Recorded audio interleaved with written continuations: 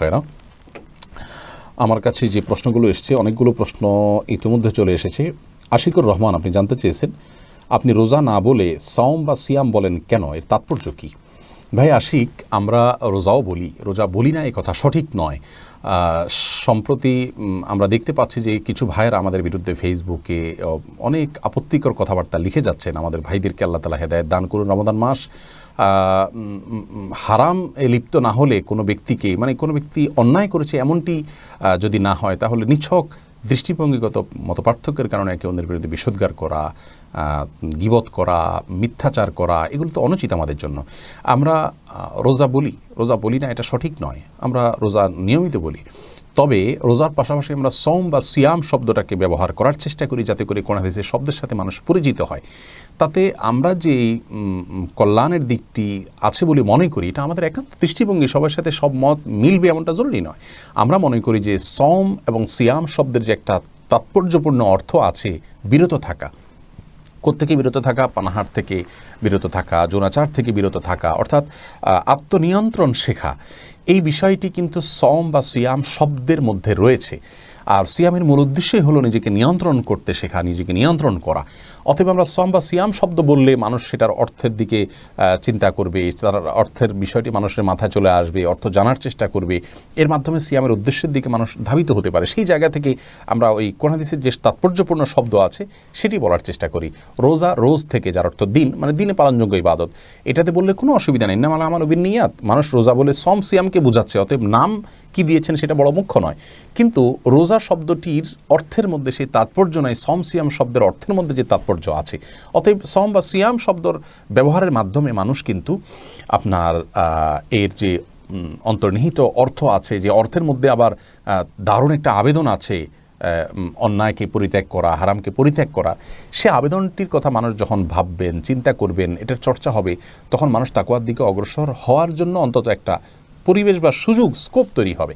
সেই জায়গা থেকে আমরা সওম বা সিয়াম বলার চেষ্টা করি। কোরআন হাদিসের শব্দটা আমরা হুবহু কোট করার চেষ্টা করি, রোজা না বলে। যদিও রোজা বলাতে কোনো অসুবিধা নেই, আমরা রোজা বলি, অহরহ বলি। যারা মনে করেন আমরা রোজা বলেন, এটা সঠিক নয়, এটা ভুল কথা। আর সেই সাথে রমাদান মাসকে আমরা রমাদান লিখি মাঝে মধ্যে, আবার অনেক সময় রমজানও লিখি। অনেকে মনে করছেন যে আমরা মনে করি রমজান লিখলে সেটা ভুল। আমরা ভুল এটা কোথাও বলিনি, কারণ আমাদের উদ্দেশ্য কিন্তু একই। অতএব কে কী বলছেন এটা বড় কোনো বিষয় নয়। আর তাছাড়া রমজান এই শব্দকে রমজানকেও বললে মানে তার গুনাহ হয়ে যাবে, তিনি ভুল বলেছেন, এরকম কোনো কথা আমরা কখনো বলিনি। আমরা রমাদান বলার চেষ্টা করি কারণ আসলে আরবি বর্ণের বাংলা উচ্চারণের ক্ষেত্রে সুনির্দিষ্ট কোনো প্রতিবর্ণায়ন পদ্ধতি নেই, যার কারণে ইসলামিক ফাউন্ডেশন একরকম করে, বাংলা একাডেমি দেখা যায় কোনো কোনো আরবি শব্দের ক্ষেত্রে ভিন্ন রকম ব্যবহার করে, তারপরে আরও বিভিন্ন প্রতিষ্ঠান বিভিন্ন রকমের করে, যার কারণে আমরা প্রতিবর্ণায়নের একটা নীতিমালা তৈরি করেছি। আমরা চেষ্টা করি যে দোয়া অথবা হাদিসের কোনো যদি উচ্চারণ আমরা দিই, সেক্ষেত্রে মূল উচ্চারণটার সাথে যত বেশি মিল রাখা যায়, যাতে করে মানুষ শুদ্ধ উচ্চারণ করতে পারে। যেমন দাল এবং দোয়াদের মধ্যে পার্থক্য করার জন্য একটা বফালা আমরা দিই। এখানে বফালা দেওয়ার কোনো যৌক্তিক কারণে, জাস্ট বোঝার জন্য। এটা আমাদের নিজস্ব প্রতিবর্ণায়ন পদ্ধতি। যেন কোনো বই লিখে আমরা শিরোনাম, এই ভূমিকাতে আমরা লিখে দিই, যেখানে আসলে উদ্দেশ্য হলো দাল থেকে পার্থক্য করা, এছাড়া অন্য কিছু নয়। তো এগুলোর দ্বারা উদ্দেশ্য হলো যে যাতে করে মানুষ মূল অক্ষরটা উচ্চারণ করতে পারেন, এটা সুবিধাজনক যেন হয়। আমরা কখনো বলি না যে রমাদান আমরা যেভাবে বানান না করি, এভাবে বানান না করলে সহি হবে না, ভুল হবে, এটা আমরা কখনো কোথাও দাবি করি না। বরং আমরাই কয়েক রকমের বানান ব্যবহার করি যাতে করে মানুষ ভুল না বুঝে যে আমরা ওইগুলোকে ভুল বলছি, এরকম কিছু না মনে না করে। অতএব আমাদের রমাদান বানান নিয়ে যারা ট্রল করছেন বা যারা বাজে কথা বলছেন, সে সমস্ত ভাইদের কাছে বিনীত অনুরোধ যে আমরা যা বলি না সেটা আমাদের উপরে চাপিয়ে দিবেন না। আমরা কখনো মনে করি না যে রমজান বললে বড় কোনো ভুল হয়ে যাবে, অন্যায় হয়ে যাবে, না, আমরা নিজেরাও রমজান বলি। তবে হ্যাঁ, কোরআন হাদিসের শব্দের সাথে মিল রেখে, বিশেষ করে কোরআনের আয়াতের উচ্চারণ যদি আমরা কাউকে শেখাতে যাই, তাহলে চেষ্টা করব আমরা আয়াতের সাথে যতটা পারফেক্টনেস আনা যায়।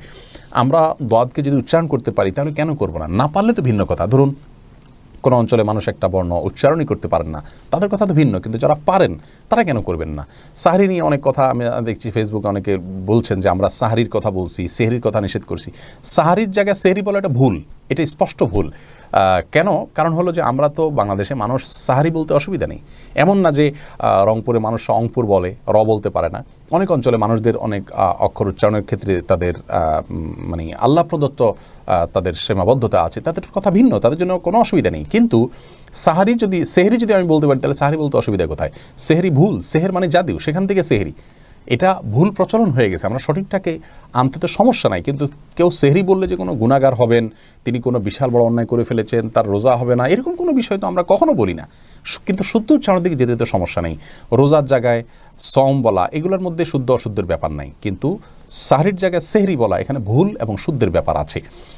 অতএব আমরা এই বিষয়গুলোকে খুব বড় করে দেখাই না, খুব ছোট করে বলি, কিন্তু শুদ্ধটা চর্চা করতে তো কোনো সমস্যা নেই। কিন্তু আমাদের যে সমস্ত ভাইরা আমাদের বিরুদ্ধে ট্রল করছেন এবং বাজে মন্তব্য করছেন, তাদের প্রতি বিনীত অনুরোধ হলো যে আপনি আপনার মতো কাজ করে যান, আমাকে আমার মতো কাজ করতে দেন, আমি ভুল কিছু করলে সেটা ধরিয়ে দেন। সেহরি শব্দটা ভুল, এটাকে অস্বীকার করার কোনো সুযোগ আছে? সেহের মানে জাদু, আল্লাহ তাআলা কোরআনে কারিমে সেহের শব্দ বলেছেন বহু জায়গায়। অতএব আমরা সাহুর বলাটা হাদিসের ভাষা এবং শুদ্ধটা বলাটার চেষ্টা করব। এখানে শুদ্ধ অশুদ্ধের ব্যাপার, যার কারণে আমরা বলেছি। কিন্তু এই শুদ্ধ অশুদ্ধের উপরে কোনো গুনাহ হবে, এর উপরে কোনো রোজা হওয়া না হওয়ার সম্পর্ক আছে এমন নয়, যার কারণে বিষয়টাকে আমরা অনেক শক্ত করে দেখছি না, কিন্তু অনেকে আমাদের নামে সেটাকে শক্ত করে দেখছি বলে প্রচার করছেন। তো এই খোলাসা কথা হলো, সম সিয়াম এগুলোর মধ্যে একটা তাৎপর্যপূর্ণ অর্থনিহিত আছে, আত্মনিয়ন্ত্রণ এবং বিরত থাকা, পরিত্যাগ করার, এই শব্দগুলো ব্যবহার করলে ভালো, কোরআন হাদিসের শব্দ, কিন্তু রোজা ব্যবহার করলে কোনো অসুবিধা নেই। আর সাহুর বা সাহরি বা এই জাতীয় শব্দ ব্যবহার করতে হবে যেটা শুদ্ধ। সেহরি এটা ভুল, ভুলটা আমরা কেন বলতে যাব? প্রচলিত হয়ে গেলেই আমাকে বলতে হবে, তাহলে সংশোধনীটা কেন? কোনো ভাষার শব্দ অন্য ভাষায় যায় যদি বিকৃত হয়ে যায়, তাহলে উচ্চারণ বিকৃত হলে একটা কথা, কিন্তু এখানে উচ্চারণ বিকৃতির বিষয় না।